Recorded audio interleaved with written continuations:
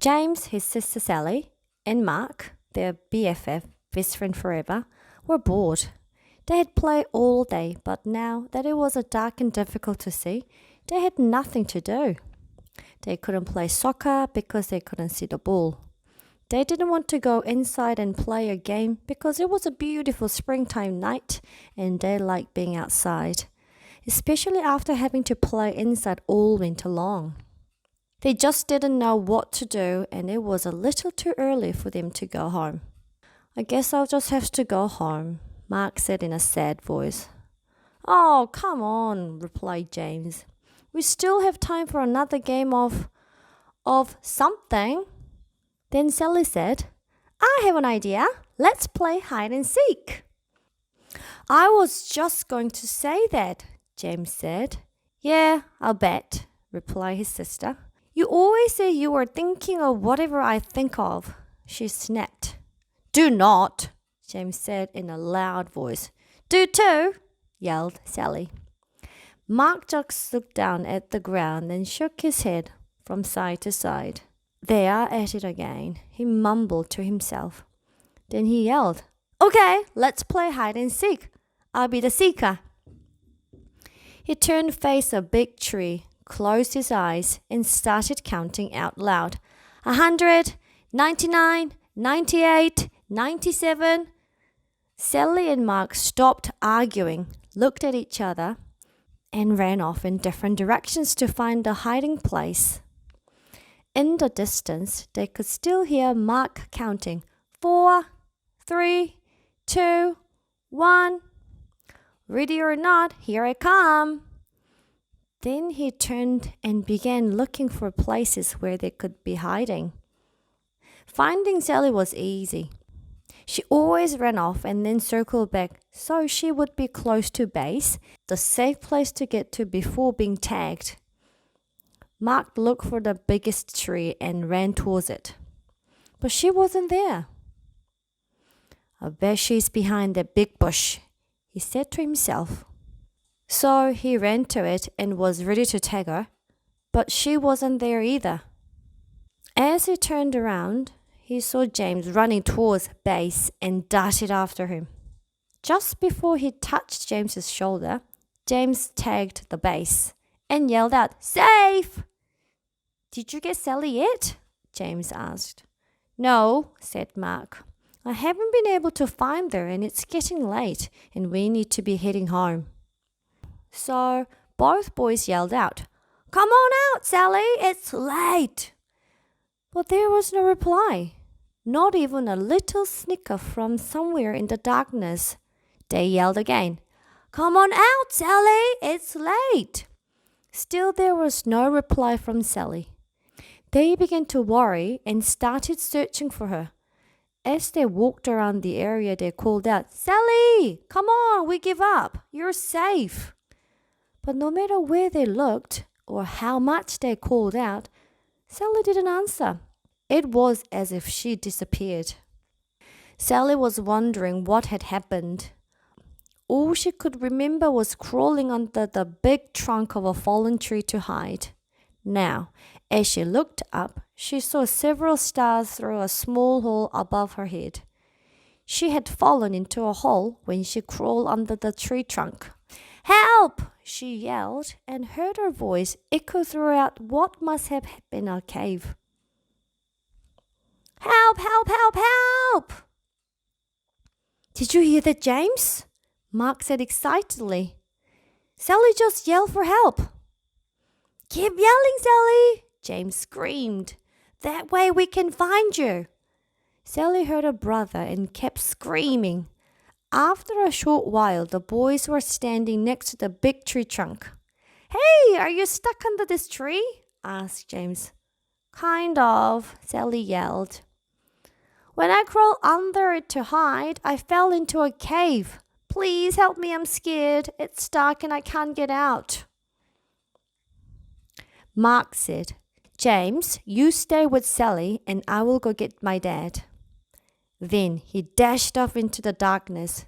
"Don't be scared," James said. "I'm right here with you." "No, you're not," Sally sobbed. You're up there, I'm down here. As Sally turned in the darkness of the cave, she bumped into something, screamed, and began to cry. What's wrong? James yelled.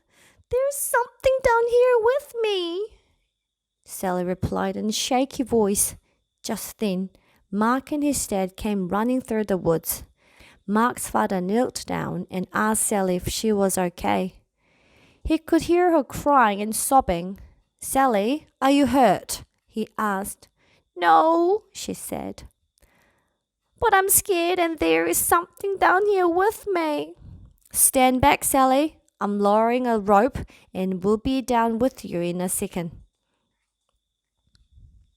Mark's dad tied the rope to the tree, found the hole under the tree trunk, wiggled a bit, and lowered himself into the cave. Sally could see him coming down the rope and stopped crying. Not only was he there, but the cave became brighter from the beam of his flashlight as it danced across the cave's floor and walls. As he reached the floor of the cave, he shone the light on Sally and gave her a big hug. Don't be frightened, he said. I'll have you out of here in no time. Then he shone the light around and saw that she had fallen into a small cave. And very close to her, in the middle of the cave, was something wrapped in layers of old blankets. Mark, James, there's something down here. I'm going to tie it to the rope and I want you to pull it out. Okay, they replied. The boys pulled out the object, untied it, and let the loose end of the rope fall back into the cave. The cave wasn't deep, and Mark's dad boosted Sally over his head so she could crawl out. He then grabbed the rope and with a little jump was able to grab the opening and pull himself out. Let's go back to my house for a cup of hot tea. I'll call your parents so they aren't worried. And we'll see what treasure Sally found, he said. When they got to Mark's house, they sipped their tea and began unwrapping the treasure. They carefully peeled off layers of old blankets and cloth to reveal a wooden box. They slowly opened it and stared in amazement. Oh my, Sally said in disbelief. I don't believe what I'm seeing. The boys and Mark's father just stared. Inside the box were jewels of every color you could imagine. There were diamonds, rubies, sapphires, and emeralds of all shapes and sizes. Intermixed, they could see several gold coins and strands of pearls. We're rich! The boy screamed. Not quite, interrupted Mark's father. Someone could have lost this, and I don't think you should plan on spending any of it until we find out a little more. Besides, Sally found it. I'll share it, Sally said happily. That's nice, Sally, replied Mark's dad. But the right thing to do is contact the authorities. The next day, the four of them and Sally's mother drove to the police station, explained what had happened, and gave the treasure to the police to hold while they conduct their investigation. They left the police station sadly, and even the double-dip ice cream cones Mark's father bought for them didn't make them smile. They drove back in silence. Several weeks passed with no word from the police.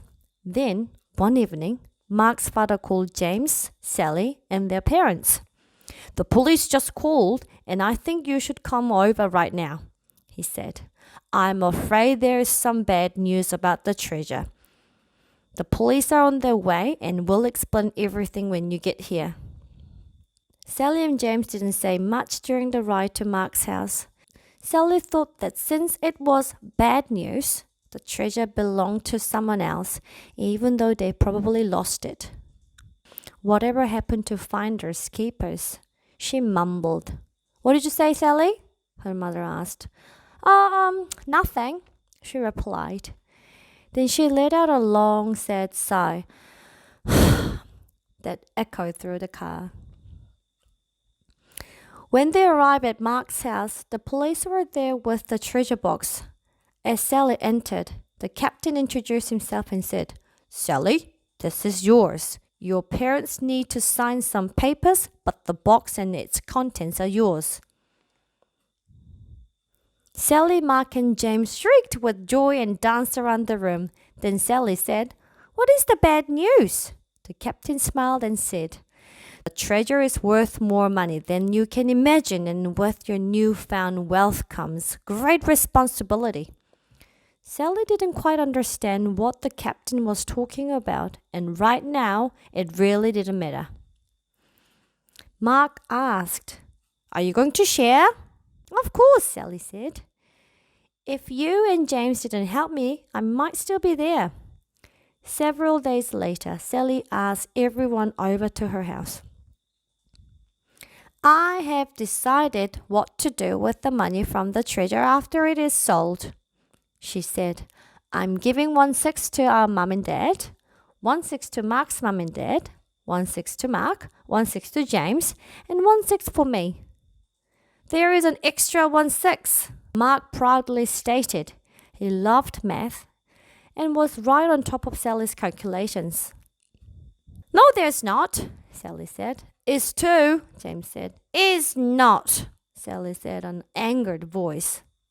Just as Mark was going to say, "There are at it again," Sally said, "This is why there isn't an extra 1/6. I'm giving it to the local charity, so it can be given to those less fortunate and in need." Her mother and father said it was a caring and a responsible thing to do. They were very proud of her and knew that she understood what the captain meant when he had turned the treasure over to her just days before.